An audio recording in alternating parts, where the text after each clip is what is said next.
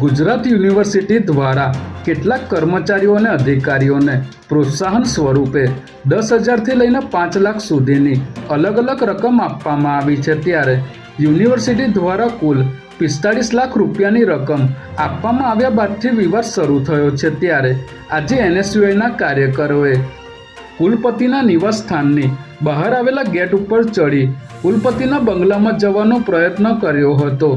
જોકે અહીં હાજર પોલીસે એનએસયુઆઈના કાર્યકરોને ખેંચીને ગેટ પરથી નીચે ઉતાર્યા હતા અને ટીંગાટોળી કરી અટકાયત કરી હતી।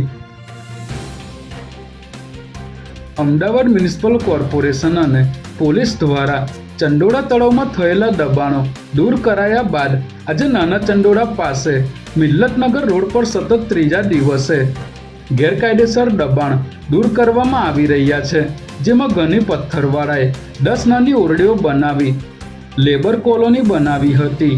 આ ઉપરાંત કેટલીક દુકાનો અને ગોડાઉન પણ બનાવી દેવામાં આવ્યા હતા, જે બાંધકામને આજે તોડી પાડવામાં આવ્યા છે।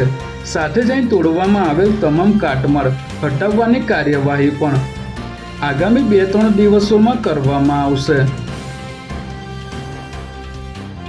સ્ટેટ મોનિટરિંગ સેલની ટીમે અમદાવાદના કણભામાંથી વિદેશી દારૂ ભરેલું ગોડાઉન ઝડપી લીધું છે, જેમાં સ્ટેટ મોનિટરિંગ સેલની ટીમે બાતમીના આધારે કણભાના વાઇબ્રન્ટ ઇન્ડસ્ટ્રીયલ પાર્કમાં દરોડો પાડી તપાસ કરતા અહીંથી મોટી સંખ્યામાં દારૂનો જથ્થો મળી આવ્યો હતો। ત્યારે પોલીસે અહીંથી 67 લાખ ઉપરાંતની કિંમતની દારૂની 21,696 બોટલ કબજે કરી છે। જ્યારે પોલીસે આ ગોડાઉન ભાડે રાખનાર તેમજ દારૂ મોકલનાર રાજસ્થાનના પ્રવીણ બિશ્નોઈ સહિત 5 આરોપીઓને વોન્ટેડ જાહેર કરી તમામની ધરપકડના ચક્રો ગતિમાન કર્યા છે।